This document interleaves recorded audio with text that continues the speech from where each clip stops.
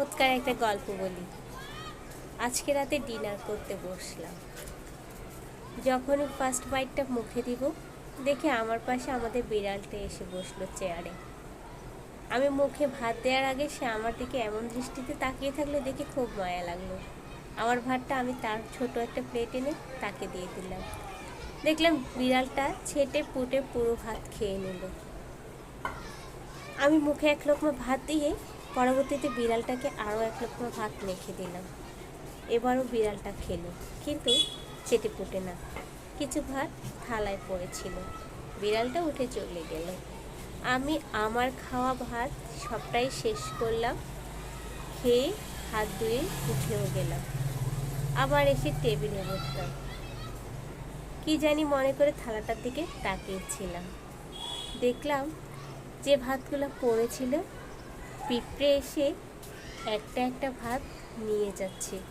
একটা সময় পর সবগুলো ভাত তারা খেয়ে ফেললো। হঠাৎ মনে হলো কি অদ্ভুত, তাই না?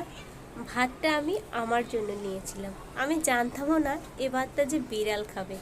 আবার বিড়াল খাওয়ার পরও 2-3টা ভাত যে থেকে গিয়েছে, সেই ভাতটা আবার পিঁপড়া খেলো। আজকে আমি ভাত খেয়েছি 5 রকম তরকারি দিয়ে। মাছ ছিল, মাংস ছিল, সবজি ছিল। এই শাকসবজিগুলো যে কোন জেলা থেকে, দেশের কোন প্রান্ত থেকে এসেছে আমি জানিও না। কোন কৃষক চাষ করেছে তাও জানি না। মাছ কিংবা মাংসটা সেটাও কে করেছে আমি জানি না।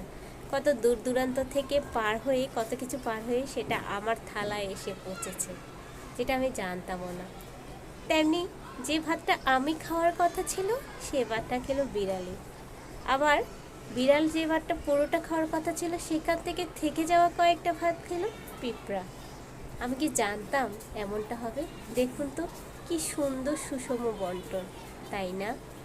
আসলে আমরা মানুষ রিজিক নিয়ে অনেক বেশি চিন্তা করি।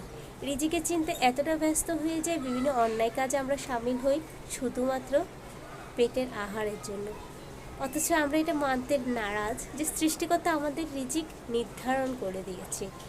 আমার ভাত কপালে যেটা আছে সেটা আমার হয়ে আসবেই। যে জিনিসটা আমার রিজিক সেটা 7 আসমান পার হয়েও আমার কাছে আসবে। আর যেটা আমার নয়, দুটোর মাঝখানে থাকলেও সেটা মুখ থেকে পড়ে যাবে। আমরা আসলে সবই জানি, কিন্তু মানতে নারাজ। রিজিক পূর্বে নির্ধারিত। আপনার যা রিজিকে আছে তা আপনার কাছে আসবে। আমার যা রিজিক তা আমার থাকবে, সেটা কখনো আপনি কেড়ে নিতে পারবেন না। রিজিক নিয়ে এই সুন্দর জিনিসটা যেদিন থেকে জেনেছি, তখন থেকে আমি আর রিজিক নিয়ে চিন্তা করি না। আলহামদুলিল্লাহ, মহান আল্লাহ তাআলা যেভাবে রেখেছেন অনেক ভালো রেখেছেন। আপনারাও রিজিক নিয়ে চিন্তা করবেন না। সৎভাবে বাঁচুন, সুন্দর একটা জীবন নিয়ে বাঁচুন। সবাই ভালো থাকবেন। আমার পেজটাকে ফলো দিয়ে আমার পাশে থাকবেন। আজকের মতো বিদায় নিচ্ছি। আসসালামু আলাইকুম, আল্লাহ হাফেজ।